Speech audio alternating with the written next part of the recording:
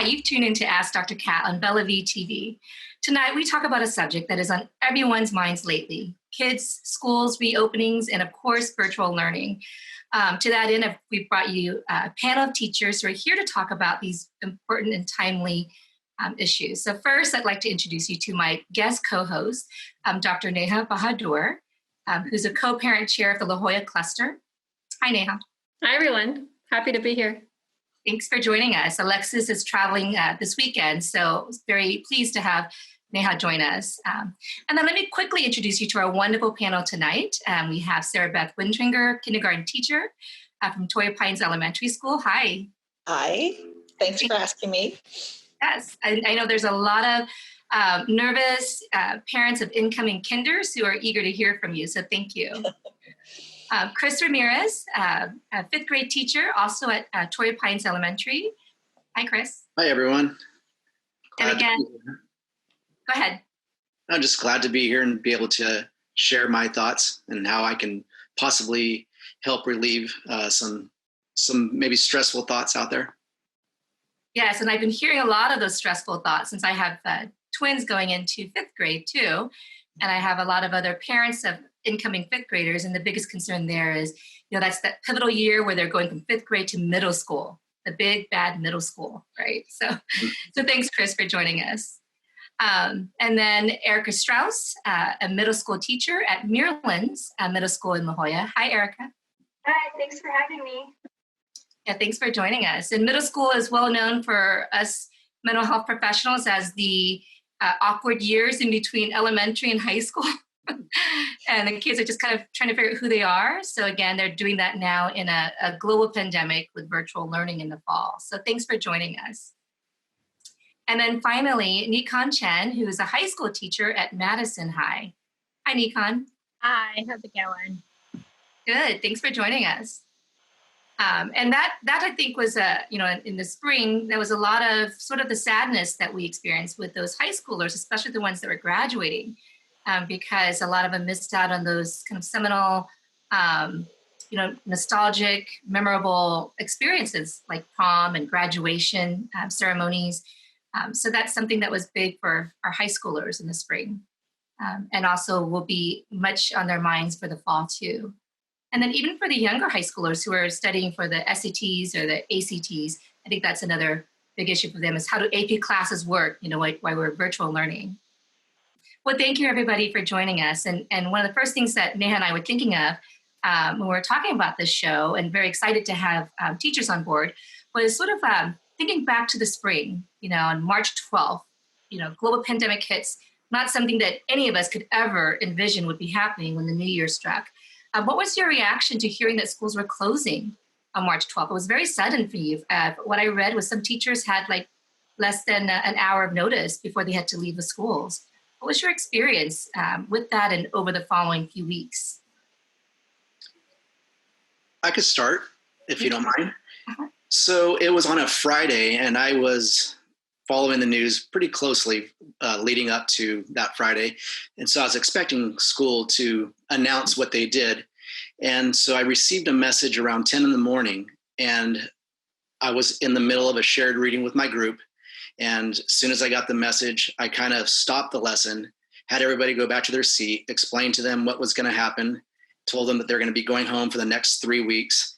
And from that moment till 3:00 when the bell rang, we prepared. I had them take every book that they would need.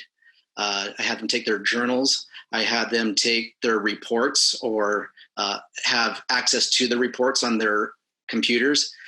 So I just wanted to make sure that they were prepared with everything that we were doing in class to continue at home, just in case they didn't come back in 3 weeks. So you are already prepared that this may be much longer than 3 weeks. I had an inkling that it might go a little longer. So I just wanted to make sure that they had things that would last for the duration, or at least for a month or two.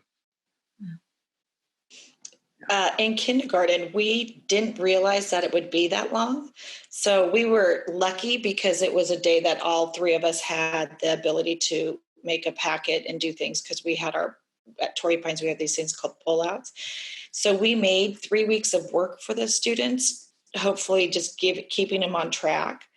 But it's so important in kindergarten to do the face-to-face and the one-on-one and to see their emotions and their feelings. So I think maybe I was in, or maybe all of us were in, a little bit of denial, thinking it would not be for much longer than 3 weeks. So good for you for preparing them. Well, in the middle school, when it was announced, there was nothing but cheering from the students. They thought they were just getting an extended spring break. And I think every teacher handled it slightly differently. But I know a lot of teachers, including myself at Maryland's, we are very digital anyway. And so most of us run a lot of our curriculum through Google Classroom and other online platforms. And so honestly, the transition for me personally wasn't that different than what I was doing in class. The only difference is obviously not face-to-face, and we weren't Zooming every single day, but I was posting my assignments online. Even during that in-between period, I was posting stuff to keep kids occupied. I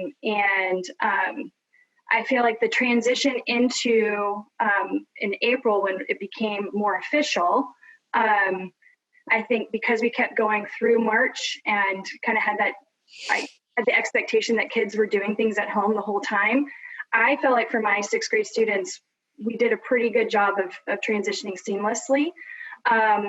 One thing as a 6th grade teacher, I know the transition from elementary to middle is very large. And so I think it's actually a bigger jump than middle school to high school, because you're going from one teacher in elementary school to having 5 or 6 different teachers in middle school. And so I think a lot of students hit the ground running just like they do in regular in-person learning. They took it in stride, and they and their families were able to navigate. Others really struggled. It took them about a month or so to situate themselves with the new norm. And so I think that's what I'm predicting in the fall, kind of jumping there real quick. I think some kids are going to transition really smoothly and others aren't. So one thing I want to say to parents right now, just from the beginning of this show, is just be patient with yourself, patient with your students, patient with your teachers. Assume everybody's doing their best. And I think that will help us in the transition into distance learning in the fall. I agree with what was the first day like for you, and then the following few weeks after that? Erica, or for me? For you, I'm sorry. So that Friday was really bizarre because we'd seen the attendance rate drop throughout that week in particular. And then the news hit second period and it was an AP class for me. And then third period was an AP class. So really high level juniors and seniors. And we had some really good conversation about what this would mean and how much impact it would have for them. And as the day progressed, each class just got smaller and smaller as parents came through and picked them up. And so the conversations that we had with the kids, granted, our periods are less than an hour each, didn't really have time to prepare things to send them home with. And we all operated with the assumption that we would be back right after spring break, at least optimistically. So it was hard to plan that far ahead. And for me, it was just trying to keep their minds stimulated for the AP exam. That was my most important goal. Not to say that my other classes didn't get that attention, but that's a high stakes test that was on the forefront of these kids' minds, and some of them paid a lot of money for it.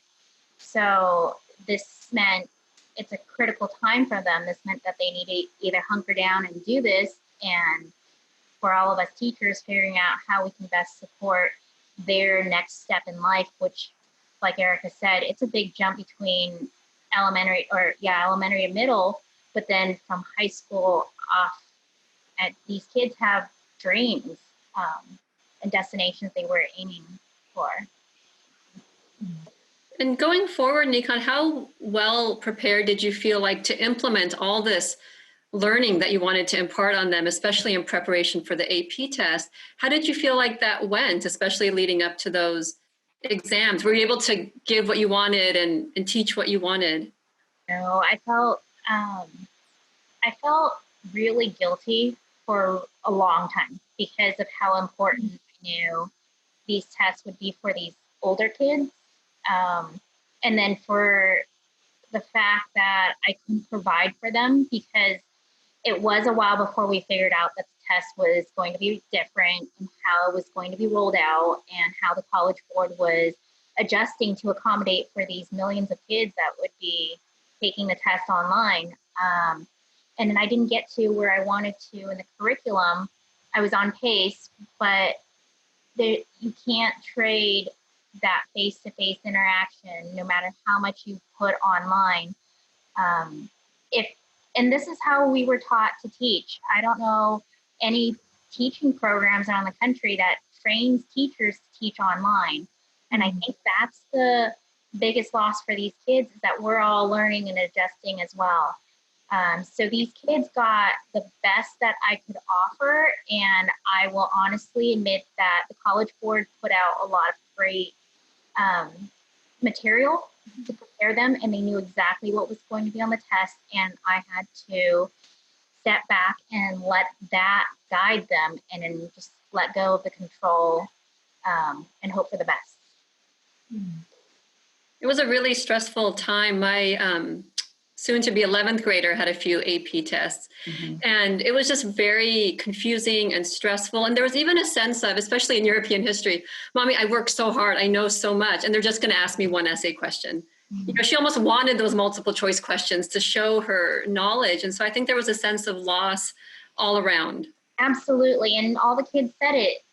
The different aspects of the testing hit on each child's strength, because as much as they like to think they've mastered the history, you can either select the right answer, you can write it in a short answer or in a long essay. We're not good at everything. And so without that balance, many kids felt like they were cheated out of an opportunity to be able to perform. And without revealing the scores, I can tell that a lot of them were just not strong in the one writing task that they were assigned. She kept saying, I hope I get the French Revolution and not the Russian. You know, And Sarahbeth, what was the experience like for your little ones? I mean, how were they able to stay engaged and to learn and to focus? How did they do? Well, I want to piggyback off of NiKon. We all learned how to teach one-on-one and have that interpersonal relationship. So I guess I'm moving backwards and forward right now. I knew the students and their personalities, and so I could engage them and have them come to class. And I met with my students 4 days a week, actually 5 days a week. 2 days I did small group just because I had an extremely large kindergarten class this year. And so a small group would allow for everyone to get time to talk, and we would just read books or do something.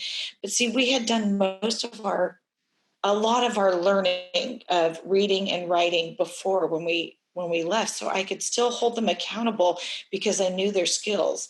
I'm worried in the fall that one-on-one is to get to know a student is so valuable. You just can't, you learn how they learn, you learn how you should be teaching them, what their needs are, the facial expressions, I mean, just everything about them. And so you create all these interpersonal relationships. So I'm concerned about not going back because it was okay doing what we did for 3 months. And I think we pushed so hard at the very beginning of the year that it was okay because most students were reading at the level they needed to. And we teach at a rigorously highly academic school. So we were okay that way. But coming into it is going to be a whole new ball game, trying to learn everything via a computer. It sounds like the small groups were helpful, though. Very, very, very helpful. They said, what was something you need? And I said, I need to know how to teach a guided reading group online. And so, because that's my job, is to teach kids to read and to write. And so I've been doing a lot of this stuff. I'm moving all around, a lot of emails back and forth with our principal, trying to figure out what would be the best way with the kindergartners. The best way in terms of how many days per week or how long the classes are and whether or not they're small group versus large group? Exactly, the class size. And also, I'm going to get in trouble for saying this, but I'm trying to work within the parameters of CDC and what they will allow us to do. And so I threw out an idea to my principal that maybe kindergarten, first and second could do a one-on-one, 6 feet apart, masks, gloves, but it probably won't happen. But just to get to know the students, just one day a week, that's what you would do. And then you would work with them in small groups throughout the week. I'm just trying, they gave us an inch and I'm trying to take full advantage of the inch. Chris, what do you feel like you did that really worked, and what changes would you like to make in the fall to make your teaching even more effective and meaningful and connect with these brand new students? Yeah, that's the question that's been on my mind since school ended last year and throughout the summer. I think what made my year successful last year was that I kept, well, let me go backwards a little bit and kind of build off of what Sarahbeth had said. We had, before we left, we knew our kids, we had a rapport with them. And that's critical. They're in the classroom, building that rapport at the beginning of the year, getting to know your kids, getting to know their habits, getting to know their personalities, so that when we transition to online learning or distance learning, I knew the kids, they knew me, they knew what to expect of me. I was able to keep my same teaching style, my humor or whatever, and the kids were engaged. And so I'm kind of bouncing around here, but my concern is for next year, doing this whole school opening online, not being there, not being the center of the kids' attention. Whereas when you're in the classroom, they have no other choice but to look up at you and listen to you and hear the things that you're saying. Whereas at home, if they're not in the right environment, they can easily get onto video games or do chat, which is what I encountered towards the end of my distance learning last year. A lot of kids were starting to disengage and they were not quite as focused as they had been at the start of it when it was a new novel experience for them. Again, kind of bouncing around, just a little parent advice. Please give your kids a structure, a place for them each day to do school and have that not be inside their bed. I had several kids last year work from their bed, and they would end up turning off their screen and probably just falling asleep, or turn off the video rather, and probably just fall asleep. And so I had made reference to parents to stop, come in and check in on them. And I feel like that would be a good piece of advice to parents. Maybe 1 or 2 times a day, come in, peek your head inside the door, make sure that the kids are engaged, make sure that what they're doing is class related, as opposed to, again, chatting with their friends or even playing video games, which is easy to do with the computer in front of them. So it sounds like you would recommend sort of mimicking the classroom environment in that they have a desk, they have chairs, they're sitting upright. There's no as best as the family can, yeah. Okay. And I imagine that becomes even more of an issue as the kids get older, Erica, and you have kids that are even more savvy on technology and there's more cell phones in hand. What would you suggest to parents to keep their middle schoolers engaged? And you'll be coming in with hundreds of new students. Yeah, it's really interesting. Some students love seeing themselves on the video. They had no problem, physically raising their hand or virtually raising their hand and contributing. But others turned off their screens and they didn't feel comfortable, or they really sat in the shadows and they didn't feel comfortable volunteering. And you mentioned it earlier, middle school is kind of that in between rough, like, who am I? How am I going to mature into young adulthood? And so it's already awkward. And so to stare at yourself on a Zoom, some didn't mind it or didn't care or liked it, and others really, it was detrimental to them.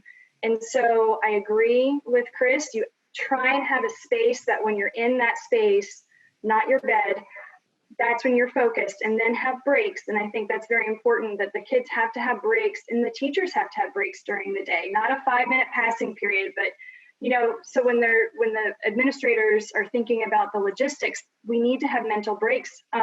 One of my colleagues sent an email article about how Zoom takes a lot out of you, because you're like we talked about, NiKon mentioned it, we've all mentioned it, I think, the one-on-one, that's how we were taught to teach in front of people. And so looking for those cues of the kid putting their head down, disengaging physically, we might see that and just kind of go and stand next to them in the classroom and kind of like tap their desk neatly and nicely and to get them re-engaged. And with Zoom, you can't do that. And it's and so I do like the idea that Chris said of parents checking in or just stating from the beginning, when you are sitting in this area, you are focused, you're doing your Zoom, you're doing your work, and then get up out of that area, go to the backyard, go jump in the trampoline, go ride your bike around the block, whatever it is, so that they get those breaks, mental breaks and Zoom breaks.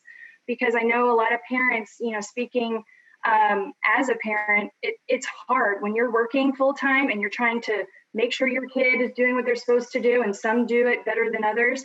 It's a lot to manage. And so I'm picking up on a lot of stress from my friends who are parents with the online learning. And so I just think setting those boundaries and then also, like I said earlier, just be patient. If you do have that kid that's, in the dark, like shadows, or, putting the black, so their face isn't there, that might have to be a phone call, not a bad phone call home, but just saying, why are you doing this? What can I do to make you feel more comfortable? But as Sarahbeth said, we don't know these kids. They're coming in and we don't know them, versus in the spring we did, and we just kind of picked up and just kept moving forward. With this, it's going to be really hard to get to know those kids and help the parents whose kids are struggling with that transition to a new grade and a new teacher, new school. So there's a lot of angst. I get text messages and emails and everything, but just know that I agree with Chris. Erica, when you were talking, one of the things that came to my mind is, you were saying the kids can have a break in between, and what can they do is, as a parent, perhaps if you have a whiteboard or a chalkboard or something, a poster, that you could put up there, brainstorm with them in advance before school starts, right? Like all the different kinds of mini breaks that are allowable, that you allow them as a parent, because you may be working when these breaks come. And you want them to be short, like 5 minutes or 10 minutes, right? So that they can come back to the classroom, in their corner. And so maybe things like you said, jumping on the trampoline for a minute, grabbing a snack from the kitchen, running back and forth in the backyard, or playing wall ball, against your garage for a minute, or shooting hoops or something. So but the key thing there is that physically getting out of that area, where they're at with the computer, and going somewhere else to get a break. And I think you're right, that's something that therapists talk about a lot, because Zoom fatigue is real. It really is, because we're doing all of our sessions now, back to back with our clients. And it's so much more tiring than the same number of minutes when you're in person. And so that's something that teachers also need too, it sounds like. The other thing you mentioned that I think is really important, that I wouldn't have thought about normally, but it's come up in clinical practice, is that for some of our kids, especially middle and high school, I imagine, that they are, when they're going on to the Zoom, they see themselves. You're basically looking at a mirror. So it'd be like if they were to go to school, but they carry a mirror and look at themselves, all day long. And as we know with social media, that kind of, how do people perceive me? How do people see me? There's that social pressure to look good on the screen, and you're getting constant feedback throughout the day of how you look, right? And so one of the strategies that we've recommended for that is it's basic exposure therapy, getting used to it. So something that parents can do during the summer before school begins is set up Zoom sessions with their friends or with other people, family members, so that they're getting used to seeing themselves in the camera or in the Zoom thing. The other thing too is, if it is Zoom platform, is there are particular mechanisms where you can make your screen a little smaller, so you don't have to stare at yourself. So I think if it's portrait mode or speaker mode, then you're seeing the teacher talk versus yourself. So that might be another strategy that's helpful. And Kathy, I just had a little aha moment while you and Erica were talking about creating a good workspace. I transitioned completely to working from home, and I really set up a little office. I got a little rug that I found in the garage, and I have a little plant. And so I made this little office space for myself, but I didn't really do the same for my kids. They have some desk space in their computer where they do their homework or they do it in bed. But we didn't create anything that felt new or special or unique. And so I was just thinking maybe creating more of a school feeling space or some school posters or just things that feel like this new sort of sacred educational space in a way that was different from before. So I had a little moment. Yeah, like a dedicated space, sort of like how we give them a new backpack, even though their old backpack works just fine. But we get a new one because it feels like this is a new school year, new school clothes. So sort of like that, a dedicated space. Well, Carter, my oldest, requested to get some new Vans clothes because for back to school. And my little one, my third grader, said, well, why do you need back to school clothes? We're not physically going back. And Carter's like, I'm going into sixth grade on Zoom. I want to look good. So, so I think don't throw out those traditions of the new backpack. I mean, maybe not a backpack this year, I don't know, but clothes, shoes, stuff to make them feel comfortable and confident that they are going to school. It's just different, and letting them enjoy creating their personality that people are going to see with their clothes and with their style. So. NiKon, were you going to say something earlier? I'm just rolling through my head about the space. I know a lot of our kids struggle with the space, and it's time space as well, because with the high schoolers, they're taking care of their younger kids during the day, especially if parents are needing to go back to work. And so the district has been talking about synchronous and asynchronous learning, which sounds great, but the reality is we don't know what kind of time people are operating on. And so from a family level, what might be a good space to create is like a big calendar. This is the second grader's time to do work, and this is when the high schooler will help the second grader. This is when mom time, dad time, whatever it is. And then we're not all slamming on the internet and freezing everyone else up, and just creating that time space. I have my high schoolers, when it comes to AP time, grid out the entire week, hour by hour, so they can see the physical time they have left to do what it is that they need to do. And I think families need to start thinking about scheduling their time as a family as well, because maybe it's not realistic to go to school from 7 to 2.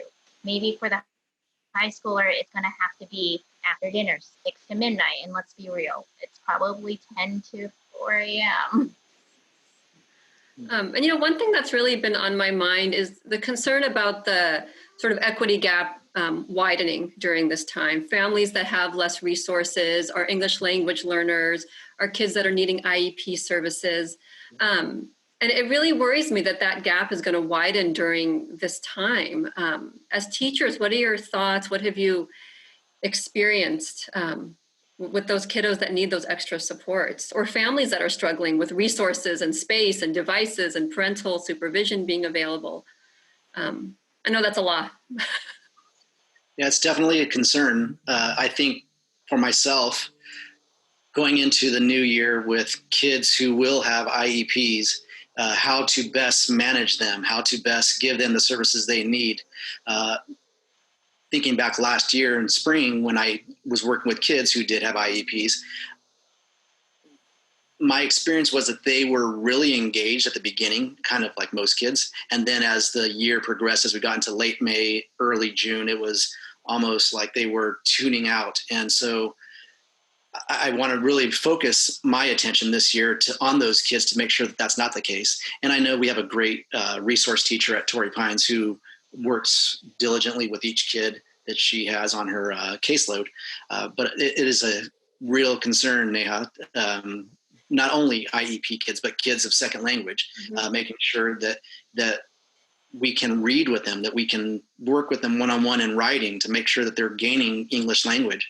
But yeah, that's a true concern for not just parents, but for teachers as well in this type of teaching environment.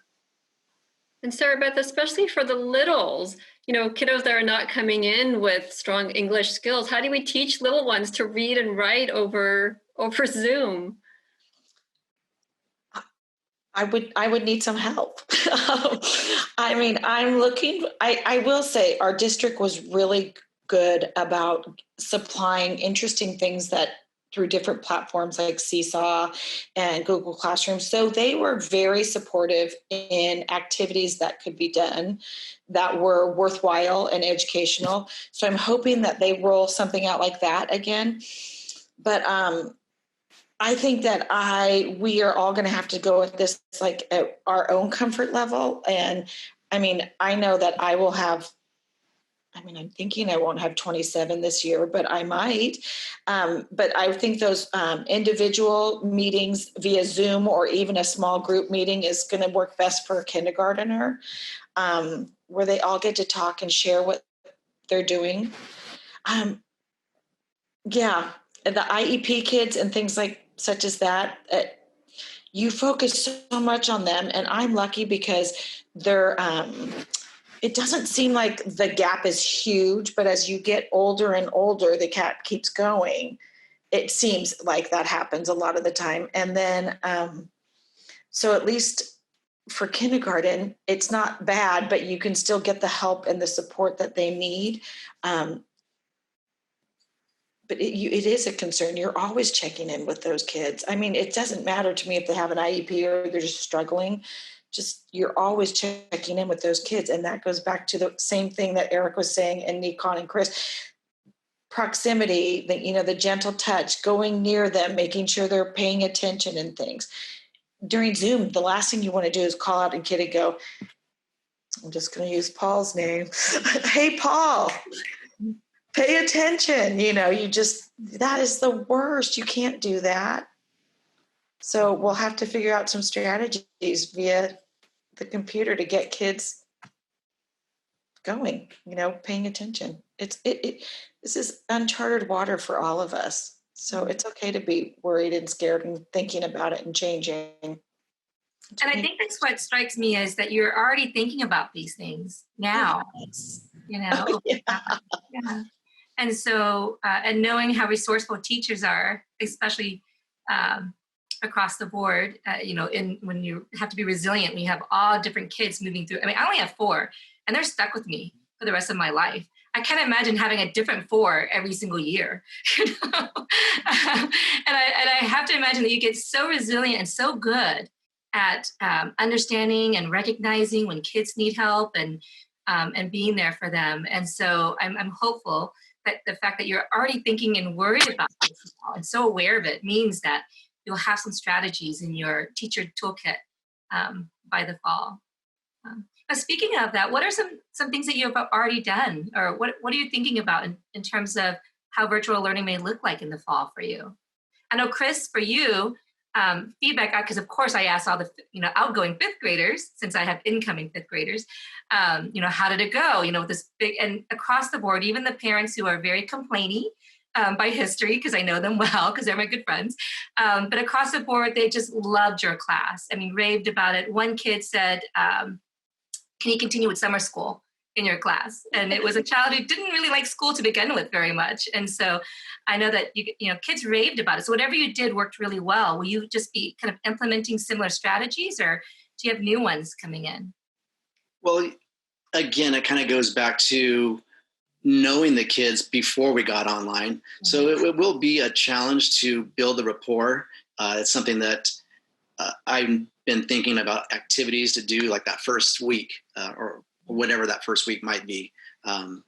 And activities to get the kids to get to know each other. Things that I would like to incorporate just specifically is more breakout groups, having the kids work in like pairs of 2 or 3 or 4, just where they're sitting there talking to each other. I tried that a little bit later on in the spring of last year because it just took some getting used to. But just to do things like that where the kids are talking to one another more, because when there's just a group of 30 pictures on the screen, it's very hard for the kids to talk to one another. So to give them that opportunity, I think will really help them get to know one another as well as feel comfortable with the class in general, and hopefully get to feel more comfortable with me. But also, I think the district is putting a huge emphasis this coming year on small group instruction. I know that was something that was released last night in our message from our union, that it was a message last night about the hours that the district is expecting versus the hours that the union will agree to for instructional time. And in either scenario, small group instruction was huge, and it's something that I would like to incorporate more. I think I did a lot of whole group teaching last year just to keep everybody in the flow and to make sure everybody was engaged. But I think it's absolutely necessary to work with kids in small groups at their specific needs. And so that is a goal for myself this coming year. NiKon and Erica, is that something that also we can expect at the middle and high school level? How do you do small groups when you already have 5-6 classes to teach? This has been rolling my head for a long time. I don't know, Erica, if you have an idea of how you imagine this to go down. Well, I'm going to kind of answer two questions at the same time. Going with what you're talking about with the IEP students, the IEP students that I had last year that struggled, eventually they really started to take advantage of the office hours with their case managers. And so once they started doing that, they felt better. And so I think as if I were to give advice to parents of students who have IEPs, even though it's another Zoom, which seems like, more Zooming, but it's beneficial because it's a small group. It's the teacher helping them one-on-one directly with their history homework, with their math homework, with their English homework. I would put screencast of what I talked about on my Zoom. So if the kid missed the Zoom or needed to hear it again, but even that wasn't enough for some kids. And so I think those small groups, specifically with the IEP students, with their case managers, I think that will really support them. And I just would encourage parents to encourage their kids to do that sooner rather than later so they don't feel like they're falling behind. And then in terms of breakout groups, Mr. DeVore last year, because Carter was in his 5th grade class, and I know, Chris, you and Mr. DeVore work very closely together, they would do breakout rooms. And it's exactly what a group would look like in the classroom. You had groups, they would get going and they'd be working, and then somebody would start talking about something completely off task, and they would kind of go down that path because I was listening as a parent. And then some kid would come back and say, okay, let's go. We got to finish this problem. We only have 5 more minutes. We're going to go back to the big group. So I think with middle and high school, if we do those breakout rooms, it's going to be kind of a finite amount of time with a very specific focus. And then to keep them on task versus in the classroom, we'd be walking around and making sure that they're on task. And it's hard to keep, popping into all the different breakout rooms. And so I think that's how in middle school I plan to do it, where I give them a breakout time for maybe 10 minutes. And I pop in and out to the different breakout rooms. So as soon as you turn your back in the classroom, same thing, as soon as you leave that breakout room, they could, start talking about something completely random. So I think that's probably how I will navigate the small groups at the middle school level. But Chris, I agree that getting them talking to each other more at the beginning, I think that's going to help build that classroom community, even if it is virtually. Go ahead, NiKon. Oh, I think what Erica said is exactly how I would do it at a high school level. My fear is not being able to, like Chris said, get to really know the kids and then be able to walk around, and your presence in the room makes a big difference. And with up to 36 kids per period at Madison, we have 5 periods a day. I would be on Zoom for the rest of my life if I spent time with each of the groups. The fortunate part about all this, the silver lining might be that we went out when we did, and us as teachers got to practice all the different ways to do all of this, the breakout rooms where we need to jump in, really being mindful about creating those groups that are meaningful. If you want the high lows, if you want case managers to go in with the different groups, just creating a comfort level with these kids. But the hard part is we don't know the kids in front of us, and at 150 new students in the fall, that's really scary. This is where I rarely envy elementary teachers, because bless you guys. I don't know how you do it. You're so lucky to have a small group. The hundreds that are coming our way, you have all different types of kids, and the kids that self-advocated in the spring were the kids that were already successful in the classroom. And the IEP kids don't tend to reach out and ask for the help that they more need, probably online than in person, because we can't hover over them and see that they need help. And so I'm very worried about what that's going to look like in the fall and how to make sure that they get the help. At the same time, the kids, everyone deserves attention. The kids that are there and asking for help, like they normally would. Kathy, one thing. Oh, go ahead, Neha. I was going to say one thing I'm so struck by, Kathy, and I wonder if you're hearing this as well. Catherine and I are both work in mental health, and we all often say that the work that we do, the relationship is key. And that's what I'm hearing from all of you as well, is that it all starts with your relationship with your child and understanding that kiddo who's sitting in front of you. And, I hope that, teachers have always been appreciated and venerated as I hope that they feel venerated, but even more so, I'm just appreciating the work that you guys do and these relationships you form with our children. I appreciate you all so much. Yeah, absolutely. You can have like the best therapeutic techniques or teaching tools and strategies, but if you don't have that rapport or that relationship first as the foundation with kids, you don't get very far with those fancy techniques that you have, right? And so what I'm hearing then is perhaps, because you clearly, all four of you are thinking about this, and it's come up quite a few times now. And so in the fall, as you're doing icebreaker activities or small groups or other types of rapport building or getting to know each other kinds of activities, parents should, what I'm hearing and what I'm saying to myself is, give a lot of leeway here. Understand why teachers are doing this. The academics will come. Don't immediately say, hey, why are you still playing games and it's the first week? Shouldn't you already be doing math or other more academically rigorous activities? But to understand that really you're building that relationship so that when you're teaching them that hard math stuff, they actually want to pay attention or engage with you. I'm seeing some Yeah, I was going to say, we've emphasized social emotional learning at Maryland's for going on 3 years now. The foundation is paid for something called Project Wisdom, and we've been incorporating it. And I think, one of our counselors just sent out an email this week saying that they're working on that, and they're really trying to see what can we do to welcome these kids, especially the sixth graders that are new to our campus. And social emotional learning is definitely one of the top in terms of top priorities in terms of welcoming them. And as I said at the beginning of the show, just the patience, like you said, Catherine, just be patient with the teachers as we're working through trying to get to know your kids virtually so that when we do start giving them the curriculum, they're willing to absorb it because we're humans. We're not just a talking face on a screen, just like we're not just a talking adult in a classroom. And so I think that is just something to keep in mind as we move forward. I was thinking about what you had said, Neha, just from my own perspective. A goal I set, and I share it with families each year at the beginning of the year, and especially at that first parent-teacher conference, is to get their kids to break out of their shell. I think,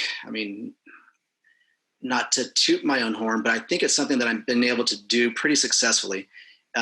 In doing so, I want them to feel comfortable when they move into middle school. So I try my hardest to get them to break out of their shell, to not be shy, not be so passive, to stick up for themselves a little bit more, or to advocate for themselves a little more. And a worry that I have in this type of learning environment is being able to do that successfully, because I think it is critical for fifth graders to feel confident in themselves as they move to a new school with that they'll be sharing with two other elementary schools, if you will, that will feed into the middle school.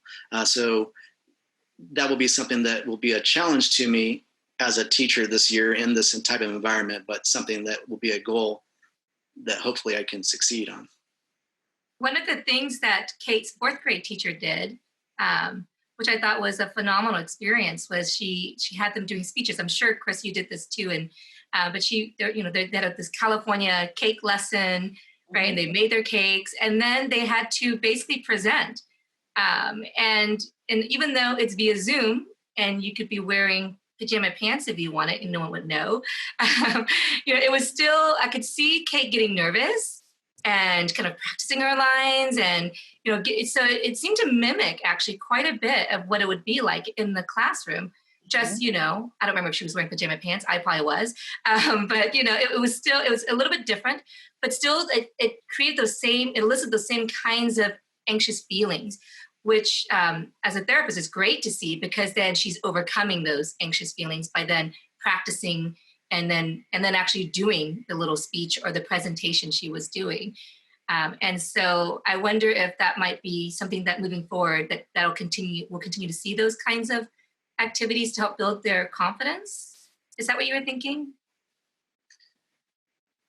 Yes, definitely that, as well as I feel that I have a certain type of personality with the kids that makes them feel comfortable with me, makes them feel comfortable in the classroom, makes them feel comfortable speaking out when they normally wouldn't. Whether that be a speech or answering a math question or participating in a reading conversation. So I guess the concern I have is, will I be able to replicate that online? And I know I will be able to. It's just an inner concern that I have. Again, it goes back to that relationship, Neha, Yes. is what I'm hearing you say. Absolutely. The other sort of opposite piece of the relationship is outside motivators. And something I've wondered about a lot, especially for our middle and high school teachers, is how did it affect the learning environment to not have grades? And I sort of understand maybe the district's reasoning for that in the beginning, but how do you think that affected kids' motivations, and what do you expect for the fall? I'll start as a sixth grade teacher, and then we can move up to high school, because I know where NiKon's going to go with this, because we've talked about this before. Sixth graders actually did a really decent job. My turnout for my Zooms, turning classwork in, was well over 75% pretty consistently, which I think is great. Again, Maryland's, like Torrey Pines, has a lot of high expectations and a lot of students who work very, very hard, and the parents make them work very, very hard. So we're lucky to be in that situation. But then talking to my seventh grade and then my eighth grade colleagues, each year it got a little bit less and less, because they are smart. And so those eighth graders figured out real quick, well, if I have an AE, why do I need to go to Zoom? Why do I need to turn in the assignment? And, our principal kind of pushed back on, like, well, that growth mindset, that it's not just about the grade this year. It's not just about your grades. It's about moving on to high school and feeling prepared when you start as a ninth grader at the high school. And so that's what we as teachers said. I don't know how many students really heard that or, digested that, but that was kind of our response. So I think it's really great that moving forward, in terms of like having some teeth behind what we're doing and some accountability, is that the students are going to earn the grades that they get, and that they have to actually be present on the Zoom. It's not just an email sent being like, oh, sorry, I couldn't get on, problems. Okay, well, they're present, so I have to mark them present. So I think that'll be good moving forward in the fall for teachers to have more accountability for the students and the parents. It will also make it more stressful, because there's more pressure that they have to do those things. It's not optional. And so for those parents who are working full time, like we've talked about, how do I make sure my kid is on Zoom? Meanwhile, I'm supposed to be on a Zoom at the same time, So as teachers, we're aware of that. As a parent, I'm aware of that. So that's just something to, as a middle schooler, each grade it seemed to get less and less in terms of participation. So NiKon, I know you have something to say about that at the high school level. Well, my turnout was not great, and my approach to the spring was to just have office hours, because I couldn't count on them showing up at set times and participate. because I don't know what their home life was like. And so what was really, I understood why the district implemented the no harm grading policy. And the kids that were on top of it before we went out, they were still on top of it. And a few kids took advantage of the system. They would email every week and say, hey, I'm here. I'm still not doing a thing, but don't mark me absent, because they still want to do the right thing. So I think in the fall, if we just went back to that idea of not being punitive, but the grade does count. You are going to earn what you earn, especially towards the end of high school, where it does matter in a certain way. We want you to have a certain set of skills before you leave us, whether or not you choose to continue your education or not. We're doing this for your own good. You're going out into society, and I think that being able to have control over grades again would help, but at the same time, we're still going to run into that issue of a lot of kids are just, they're not going to choose to do this if they had the option. Whereas if they come to school, they hide in the bathroom or they tune out. That's a different issue. But at home, blocking out the screen or not logging on, we do what we can. It seems like a common theme that I've heard throughout each of your responses is that some of the behaviors that you might expect to see or that you're worried about are actually some of the behaviors that you would see anyway, but they're in the classroom or at school. And so that might be also something else as a parent that I remind myself is don't expect perfection, right? Like if he's not on task for the entire hour, like I did catch one of my kids reading a Kindle. He was very sneaky about it. It was underneath the laptop. And so I'm thinking, okay, this is because it's Zoom and this is because of distance learning, but really probably in class, and not probably, I do know, because I remember back from third grade, that in class, the teacher caught him with a book, in his desk reading while he was supposed to be doing something else. So some of the behaviors are really similar. They're just now at home and you're seeing them as parents versus at school. So again, it seems to me like what that reminds me is that parent-teacher communication of checking in with you. Oh, I noticed during second period, I caught him reading the Kindle, what do you think I should do? Or how can I help with this kind of a thing? I think on the lighter side of things, it's the memes that we've been seeing online, like this kid in my class, and it's a parent talking about their own child. Oh, right. Yeah. Or the, if you see me talking to myself, never mind, I'm having a parent-teacher conference. So moving into the fall, I think a big question on parents' mind is sort of the structure. And I don't know if you have the answers to this yet, because I know that negotiations between the union and the district are still ongoing. And so even principals, aren't privy to a lot of information either. So I don't know if you have the answer, but something that is big in our mind is what will the structure look like? So will school start at the usual start time at 9 a.m. or 8:20? Or will it be adjusted because we all know that kids are sleeping in pretty much across the board. Kids are going to bed later and waking up later. So will it be adjusted a little bit later, given that we don't have to drive to school and back at this point? And certainly we shouldn't be expecting classes from sort of like, for example, 9 to 3, like we used to have. So will it all be sort of on the morning and then the afternoons or the IEP meetings and the electives? Like, do you know what that will look like, or do you have any sense of what it might be? It's definitely ongoing, the negotiation. The district has a proposal and the union has a counter proposal. And my guess is that they'll meet somewhere in the middle. And I think that might look like something along the lines of, this is elementary. I think it's going to be different for middle and high school, but for elementary, it's looking like it might be around 4 instructional hours a day with 1 hour of office hours. So maybe 5 hours a day. And as far as your comment on the start time, I would guess that's going to be left to the teacher's discretion as long as it's somewhere near where school normally started. I know that I started last year at 9 o'clock in the morning, and my partner, Mr. DeVore, started at 8:30 in the morning.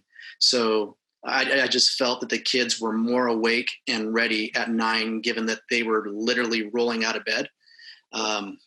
So my guess is it will be about 4 hours of instructional time. Last year, Maryland's had certain days and hours for each subject because we didn't want to have Zooms at the same time. We didn't want the math teacher saying 10 o'clock on Tuesday and the science teacher saying 10 o'clock on Tuesday. So our administration broke it down. For example, English was Mondays and Wednesdays from 8:30 to 10:30. So that's when we had to schedule our Zoom meetings. So I would assume we'd have something similar to that. But like I said earlier, I really hope that, maybe we don't do the full 55 minutes, maybe we do 45 minutes. So then each kid and teacher can have a 15-minute break before the next class. The 5-minute passing period is way different than a Zoom. Like we talked about, that Zoom fatigue. And so I would assume they'd have to, because we're rotating classes, like they're changing classrooms virtually. It takes time for the teacher to kind of gather themselves, get back on the other Zoom for the other period. The kid has to go to the bathroom, get a wiggle break. So I would assume we'd have something like that. And I would assume that the start time would be, ours is 8:30. I would assume it would be at 8:30. That's my assumption. And are you thinking 4 hours is what it might be too, Erica, at the middle school level? Yeah, I think based on the language that I saw from the union email that Chris was referring to earlier, it's expected that the kids will have interaction every single day for hours. Now, if they're going to see their English teacher every day, I don't think so. I think they're going to be seeing teachers every day, but not every single subject every day. That's how I read the verbiage in the email, that they will have hours of instruction, but the days and the times will vary based on the subject that, And I think both sides are concerned about the number of hours teachers are spending in front of a screen as well, trying to protect this end, because I had this mild headache. It's little, but it was ongoing all spring, and it was only until after AP test that it went away. So Zoom fatigue is manifesting in a physical way for me. And I'm sure that as much as the kids like to be on their technology, it's not really good for them. 4 hours, I can't accomplish what I would like to do, but asking the kids for all that time is also not realistic on my end.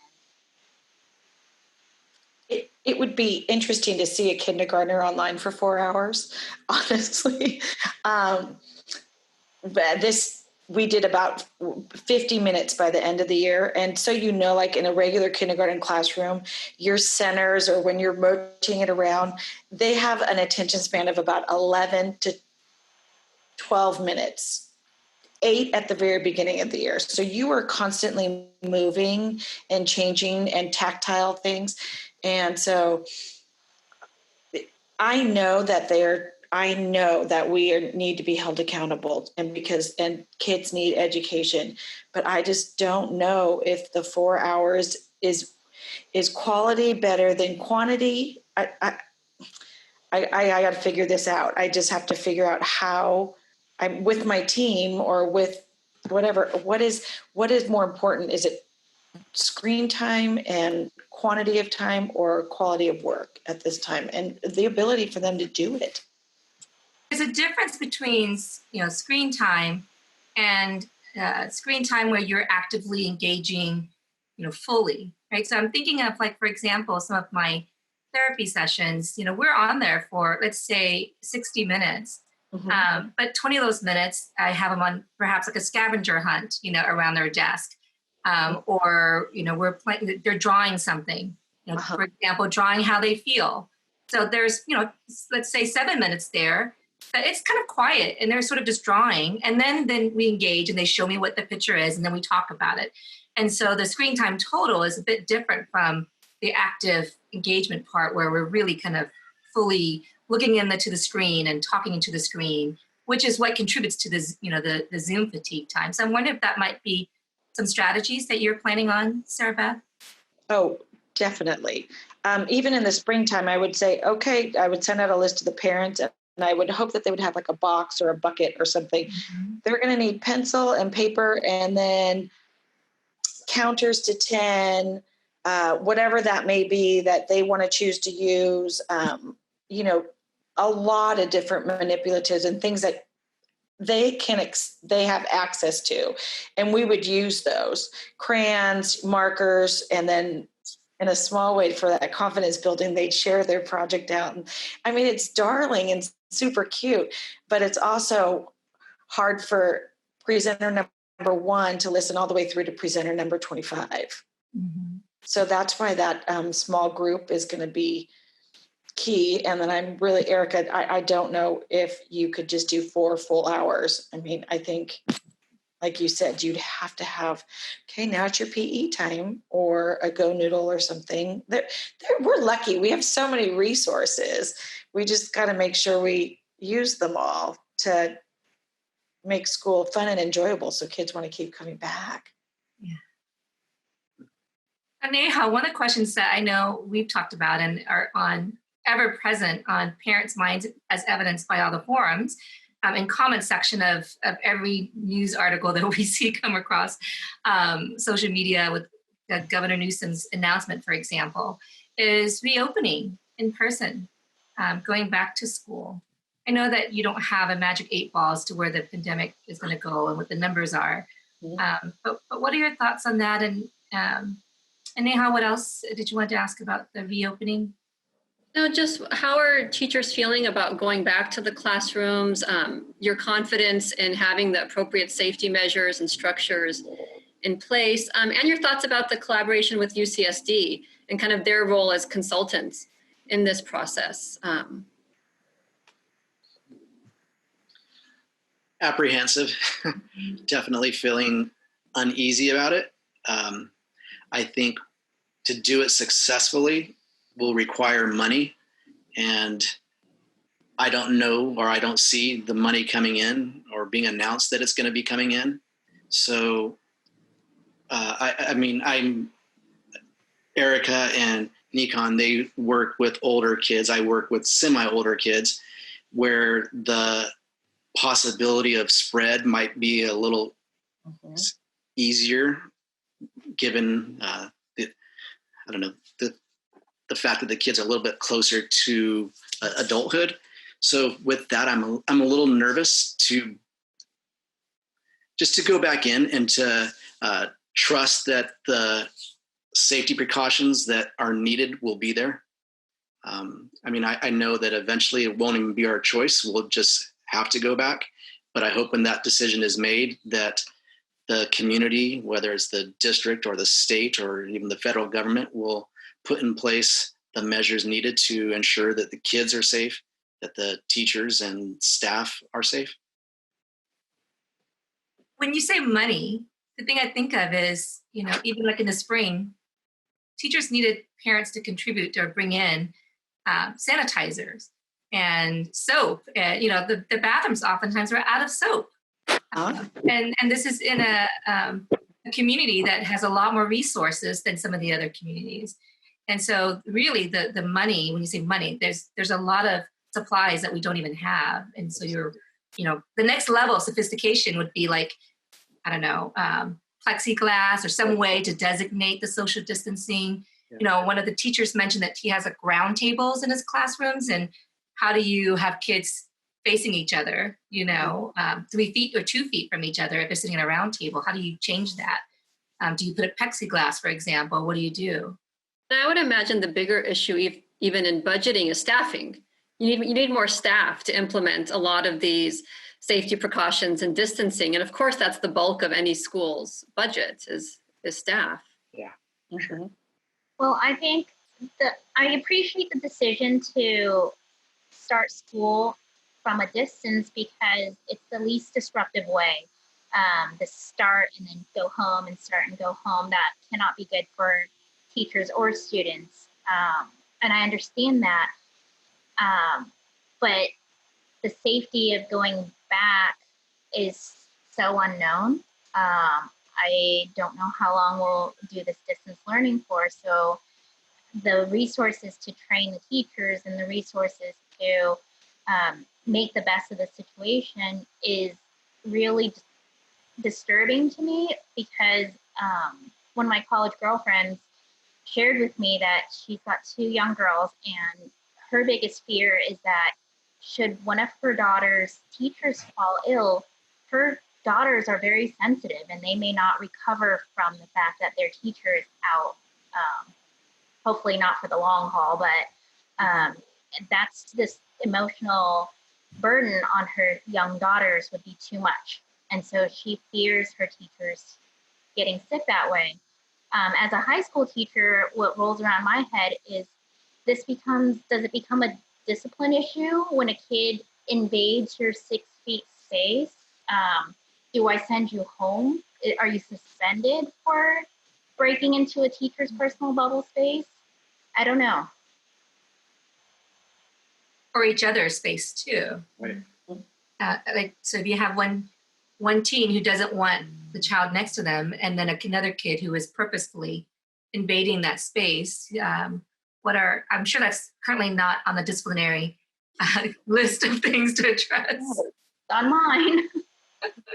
To answer your question about UCSD, I stand with science, so I'm comforted to know that they're going to be in the district's ear and the union's ear to help make the right decision at the right time for the safety of the majority of, everybody going back, kids, adults.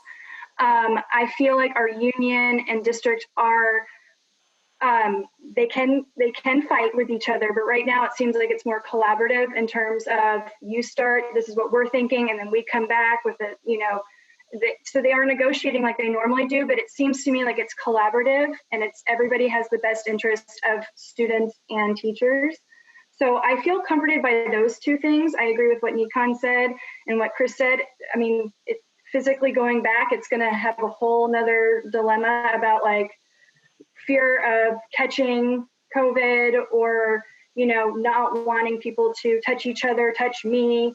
And even in elementary, like with kindergartners, how can you even say that to a kindergartner? I mean, there's no social distancing in kindergarten, first grade even probably. I don't even know 2nd grade. So, I mean, we're all going to be going in a different lens, high school, middle school, elementary. It's all going to be very different when we do step back onto campus.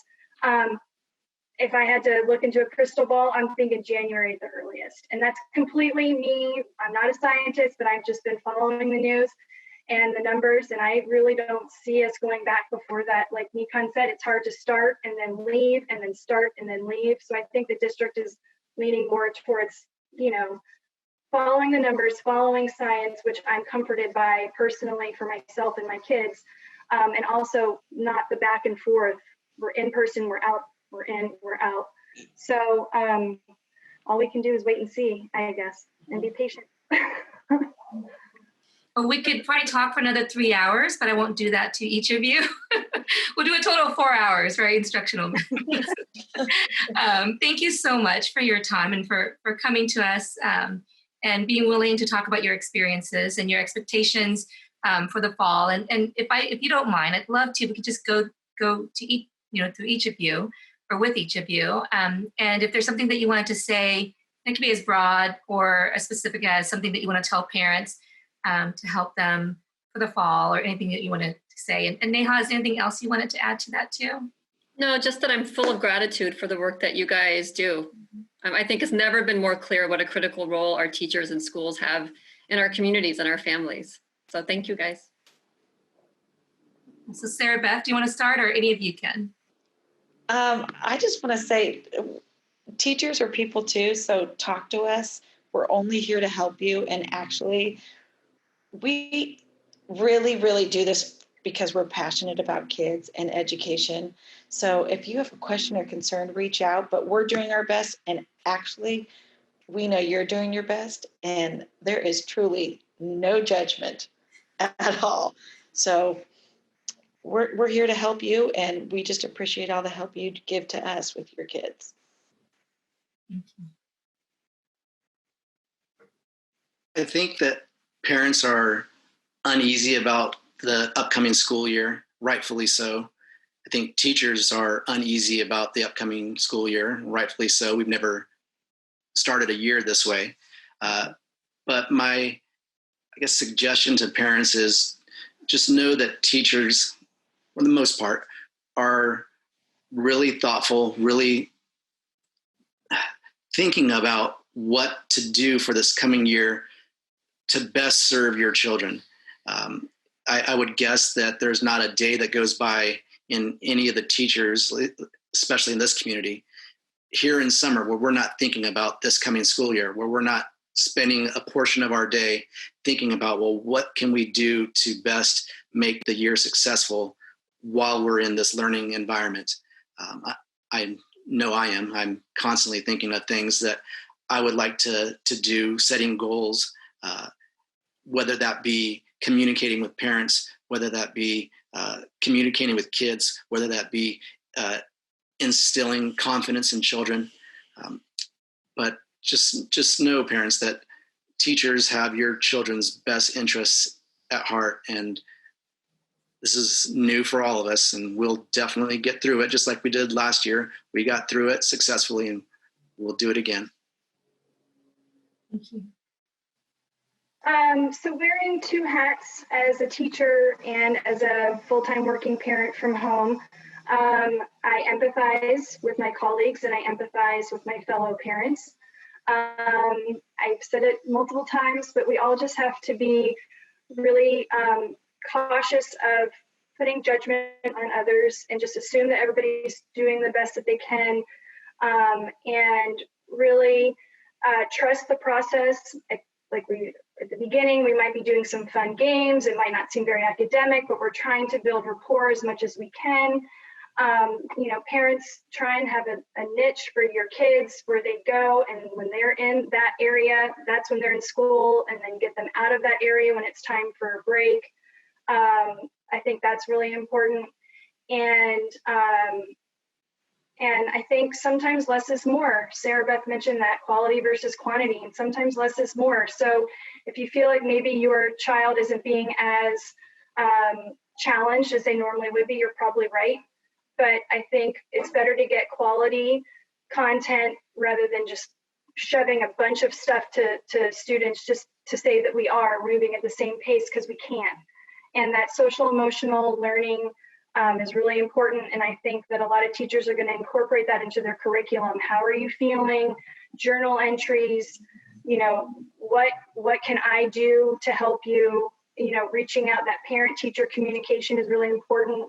And just to move forward together, because we're in this together. So just to piggyback off what everyone else has already said, parents and students, I hope everyone understands that we're on the same team. We're trying to move forward. We're trying to do the best that we can. And so if we keep that in mind, and this is all really new territory for everybody, so we are going to falter. We are going to struggle. And then we'll come out of it however we come out of it, but we are doing this all together. No one has any kind of a great advantage. So as Erica said, patience is key right now. It's a learning process, and if we encourage our kids the importance of school, however awkward or different this may look from the way we were taught in school, just encourage them, whatever it is, we'll make it through, and they will learn something. Maybe not all parts of what we had hoped, but we don't even get that when we get them in the classroom anyways. So something will stick. And Neha, any final words? No, I just think that this was so reassuring for parents. I think we know in our hearts how much teachers care, but to just hear it verbalized so clearly by all four of you, I just think is so reassuring. And I would just end with what Erica said about giving all of us patience and grace as we go through this process. Yeah, and just the final thoughts are, there are silver linings in really anything. I think about Viktor Frankl and Frank, and we are nowhere near the experiences that they went through. And if they can find silver linings, we can. And one of those I think of is resilience, that our kids are given this tremendous opportunity that we would never put on them on purpose as parents, but the world has given us this global pandemic, and we can teach our kids resilience as they grow. And hopefully at some point later in their lives that this experience will help them later. I thank you so much, teachers.